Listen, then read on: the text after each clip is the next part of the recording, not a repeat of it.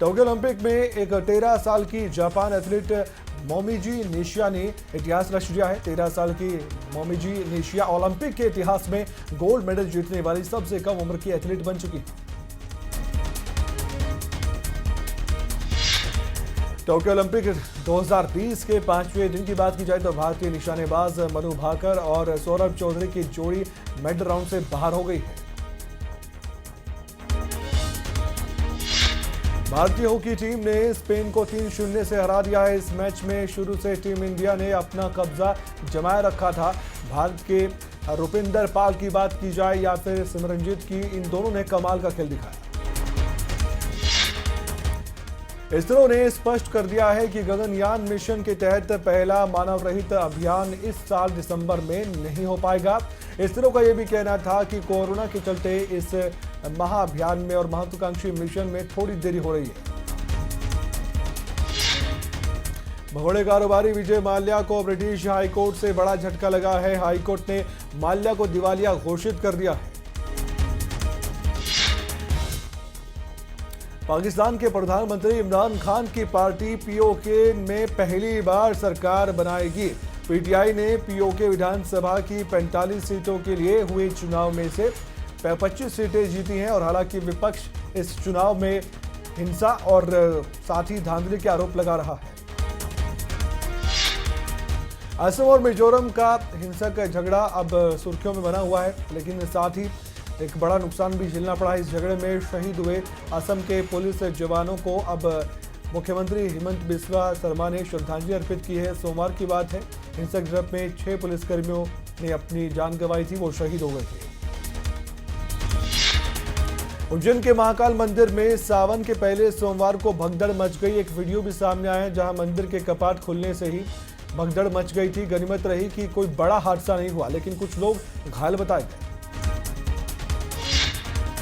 कर्नाटक का नया मुख्यमंत्री कौन होगा, इसका जवाब जल्द ही मिल सकता है। इसका ऐलान जल्द होने जा रहा है। केंद्रीय मंत्री धर्मेंद्र प्रधान बीजेपी विधायक दल की बैठक में केंद्रीय पर्यवेक्षक की मौजूदगी के तौर पर अपनी बात को रखेंगे और उसके बाद एक फीडबैक केंद्र को देंगे। जंतर मंतर पर किसानों की संसद लगातार जारी है और सिंगू बॉर्डर से 200 किसान एक बार फिर से जंतर मंतर पहुंचे। इस मौके पर किसानों ने कृषि कानून रद्द होने तक आंदोलन जारी रखने की बात कही। देश में वैक्सीनेशन का जो आंकड़ा है वो बढ़ रहा है। रफ्तार तेज हो गई वैक्सीनेशन कार्यक्रम की। देश में वैक्सीनेशन का जो आंकड़ा है वो 44 करोड़ के पार जा चुका है।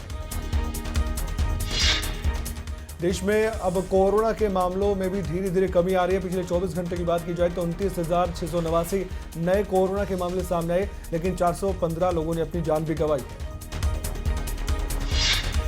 उत्तराखंड में कोरोना कर्फ्यू एक हफ्ते और बढ़ गया है। जहां सरकार अब नाइट कर्फ्यू को गंभीरता से लागू करने पर विचार कर चुकी है, तो वहीं ये भी देखा जा रहा है कि प्रदेश के स्पा सैलून सेंटर को खोलने का फैसला भी लिया गया है। कुछ ढील दी गई है, लेकिन सख्ती के साथ कर्फ्यू फिर भी जारी रहेगा।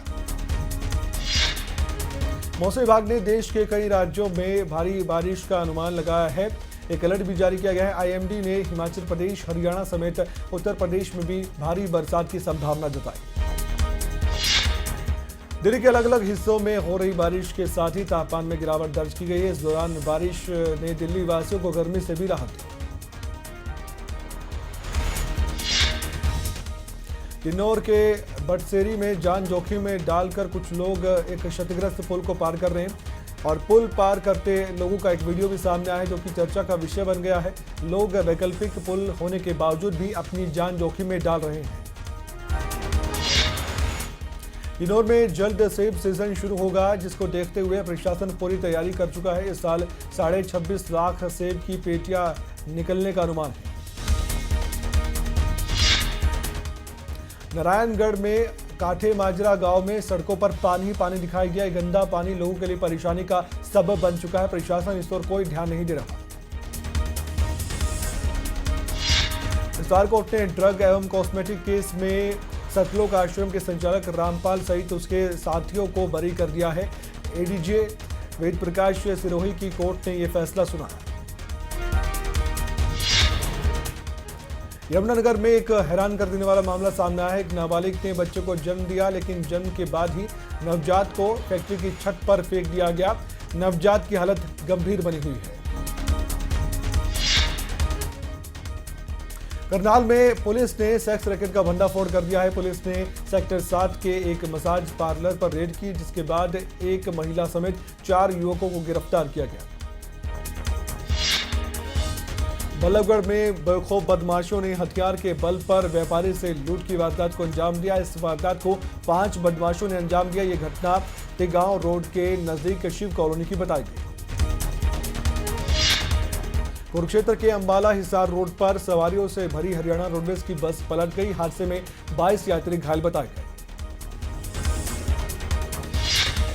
भारत और श्रीलंका के बीच दूसरा T20 मुकाबला कोलंबो के एक मैदान पर खेला जाएगा। और ये भी आपको बता दें कि रविवार को खेले गए पहले T20 मैच में भारत ने मेजबान टीम को 38 रनों से शिकस्त दी थी।